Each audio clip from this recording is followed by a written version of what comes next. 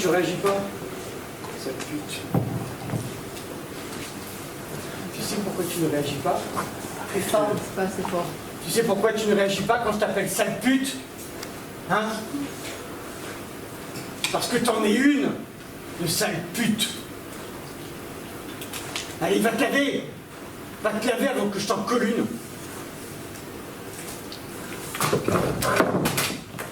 Tu la veux? Tu la veux, celle-là? Et mes gros bras réconfortants, tu les aimes? Et mes grosses paluches, tu les aimes aussi? Reste pas là, ma chérie, va jouer dans ta chambre. Reste pas là à devenir comme ton père.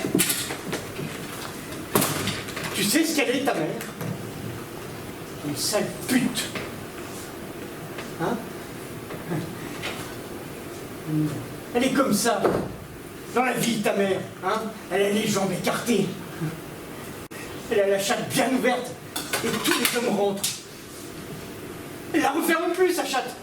Tous les hommes la connaissent, sa chatte. Putain, mais qu'est-ce que ça fout là? Putain, j'ai fait le ménage, merde!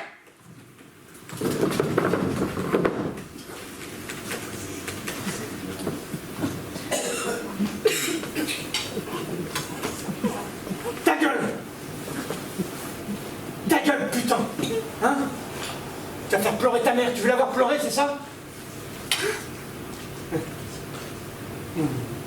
Tu sais ce qu'elle est, ta mère?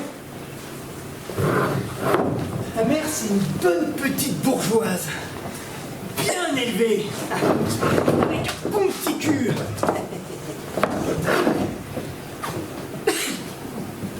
Tu me passes le fromage, s'il te plaît.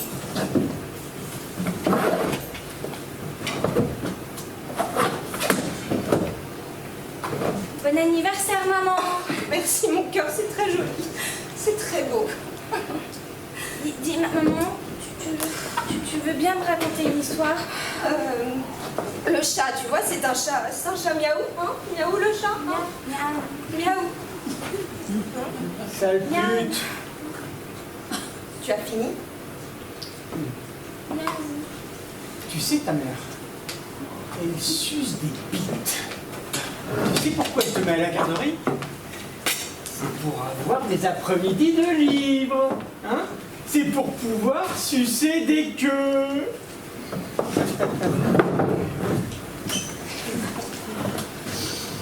Mais sans ta mère. Mais sans la queue.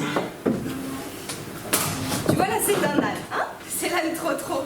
Tu vois, là, il fait un pique-nique. Là, il fait une pile avec ses jouets. Là, il va sur le pot, il a l'air très content de lire sur le pot. Hein. Toi aussi, tu peux lire sur le pot si tu veux. Là, il fait caca. Il fait caca sur le pot, il a l'air très content de faire caca sur le pot. Mais toi aussi, hein, tu peux faire caca sur le pot si tu veux. Alors, elle est bonne, la soupe de ta mère la pute? Laisse-le tranquille! Maman, on peut faire des crêpes? Non, mon chéri, pas maintenant. Si, non, maman, des non, crêpes. tu vois, papa est un peu Allez, fatigué, maman, s'il là. te plaît, des crêpes. Papa est fatigué. Ok, merci. On s'arrête là pour aujourd'hui. Bon, ben vous avez bien bossé, c'était bien. Alice, c'est très bien, c'était très bien tous. Bon, j'ai pris quelques notes, donc je vais vous les donner. Il faut qu'on sente, Annie, encore un peu davantage à quel point tu es accablée. Voilà. Par ces insultes récurrentes. Donc voilà. À tel point que tu ne réagis plus. Tu n'as plus la force de réagir, tellement c'est violent, c'est lancinant, je dirais, et ça te détruit au plus profond de toi. D'accord? On doit voir que tu te focalises sur ta fille et sur des choses matérielles pour ne pas penser, pour ne pas raisonner, pour ne pas ressentir ce que... Enfin, tu n'arrives plus à réfléchir sur ce que tu subis. N'est-ce pas? Tu en arrives à même tenir un discours totalement débilitant là, quand tu lis le livre et que tu te mets à parler du caca sur le pot avec un livre. On doit comprendre que tu es totalement ailleurs, que tu ne peux plus réfléchir sur la vie quotidienne. Ces insultes quotidiennes t'empêchent de penser d'ailleurs, de raisonner et aussi de réaliser ce qu'il te fait vivre. C'est un état profond, je dirais, de sidération, voilà, qui te paralyse et qui t'empêche de vivre, tout simplement, qui t'enlève toute possibilité d'action. Tu sais aussi que si tu réagis, il peut te frapper, te tabasser. Voilà. Et cette peur, elle doit être palpable. Et là, je trouve qu'on la sentait pas assez. Ça peut être un peu plus dans le corps, je dirais, parce que malgré le côté habituel récurrent de cette violence au bord du cou, tu n'es pas habitué à cette situation, on ne peut pas s'y habituer. Hein, tu crois? Ouais. Ok. Paul. Oui. Paul, alors c'est vraiment bien déjà. Après, je pense que tu peux aller encore plus loin. Il ne faut pas que tu hésites à montrer combien tu as le pouvoir. Que tu as tout le loisir de déblatérer, de continuer sur les insultes, que tu le sais, que tu peux faire ça en toute impunité. Et que personne ne peut et ne va t'arrêter. C'est sûr que ça ne va pas faire trop caricaturer parce que on va me prendre vraiment pour un con, quoi. Bon, on veut dire que je ne me suis pas trompée dans le casting. Hein. Tu es parfaite pour le rôle, toi. Bon, allez, on va s'arrêter là pour aujourd'hui. Hein. On se retrouve demain à la même heure dans la grande salle. Merci. Merci, à demain. À demain.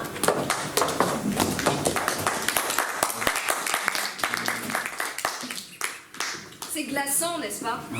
Hein? Voir à quel point on ne dirait pas une pièce de théâtre, mais une scène du quotidien, trop réaliste. Je suis comédienne et dans la pièce de Marion Aubert, Orgueil, poursuite et décapitation, scène de la vie conjugale, je joue la mariée. Voilà. Ce rôle me tenait à cœur pour dénoncer les violences sexistes et en particulier des situations comme ça du quotidien et montrer qu'on ne doit plus laisser faire ça. Dans tous les espaces publics ou privés, les insultes sexistes fonctionnent comme des rappels à l'ordre de la domination masculine. Ah oui? Bah écoute, nous aussi, hein, on se fait insulter dans la vie quotidienne. Je l'attendais celle-là. Oui, c'est vrai, Paul. Sauf que les femmes sont insultées, pourquoi? Parce qu'elles sont des femmes.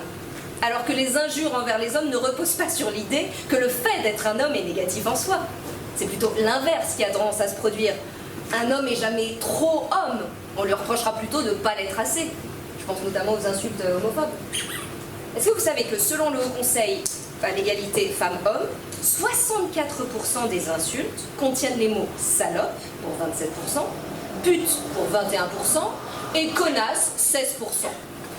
3 mots, 64% des insultes. Bon, alors j'imagine qu'il y a certains poètes de la langue française qui parviennent à les combiner en une seule phrase. Bon, pour ma part, je ne m'aventurerai pas à essayer de les concurrencer. Non, retournons un peu sur les bancs de l'école et tâchons de comprendre d'où vient l'origine de ces insultes. Salope! Au XVIIe siècle, désigne une personne sale ou malpropre, sans distinction de sexe, voilà. Et puis parce que la langue évolue, c'est devenu un synonyme de souillon. Vous savez ce que c'est, une souillon? Ah mais si, une souillon! Une souillon, c'est comme podane, quoi. C'est une femme. C'est une femme qui est employée pour faire la vaisselle, là, ou les gros travaux salissants. Et puis au XVIIIe siècle, l'injure apparaît et désigne au mieux une personne que l'on méprise, au pire, une femme de mauvaise vie, quoi. D'accord, tu veux dire une pute? C'est ça. Ah ouais, alors le mot pute vient du latin putidus, puant, pourri, fétide, dérivé de puter, être pourri, corrompu, pur. Autour de l'an de grâce 1200, le terme pute s'affirme pour désigner une prostituée. Tant qu'on y est dans l'anecdote linguistique, au Moyen-Âge, la langue française était une langue flexionnelle en 3 cas. Alors qu'est-ce que c'est flexionnel? Alors nous avons le cas sujet, le cas régime direct et le cas régime indirect. Alors la déclinaison du régime indirect était la même que celle du cas régime direct. Et donc en fait, on n'avait que 2 formes du mot. Et alors là, ça devient intéressant, hein, parce que comme tout substantif, pute, ça se déclinait. Voilà. Alors, une idée de déclinaison pour pute? Ah putain, ça fait flipper, hein. Eh ben oui, voilà, c'est ça. Et pute, c'est l'un des rares mots dans la langue moderne qui a conservé les 2 formes, pute et putain. Voilà. Enfin, le terme connasse qualifie également une personne idiote, bête, méprisable, par analogie au sexe de la femme, prétendument symbole d'impuissance et de passivité. Le suffixe péjoratif as, se rajoutant au terme péjoratif con, qui signifie aussi vagin, aboutit à une double insulte, négative et dévalorisante. Fin de la leçon de français. Les mots font hélas mouche. Hein. Au-delà de la réaction immédiate, du sentiment de colère et d'humiliation, les insultes sexistes ont des effets sur les victimes à long terme. 39% des victimes déclarent souffrir de dommages psychologiques et 21% des victimes déclarent subir des perturbations d'ordre personnel ou professionnel dans leur vie quotidienne. Alors, faut faire quoi? Non mais, alors, les injures sexistes dans l'espace public ne sont pas l'expression d'une opinion, c'est un délit. Et comme tous les délits, il est puni par la loi. Est-ce que vous savez que les insultes sexistes sont passibles de 45 000 € d'amende et d'1 an d'emprisonnement? Sauf que seulement 6% des femmes victimes se déplacent réellement au commissariat. Et sur ces 6%, seulement 3% des injures font réellement l'objet d'une plainte. Non, j'ai pas fini ma petite leçon de français. En fait, le mot insulte au XIVe siècle signifiait soulèvement et sédition. Alors, soulevons-nous. On y va, on se soulève quoi. Oui, soulevez-vous, relevons-nous, allez, c'est parti. Oui. Allez. Allez, c'est parti.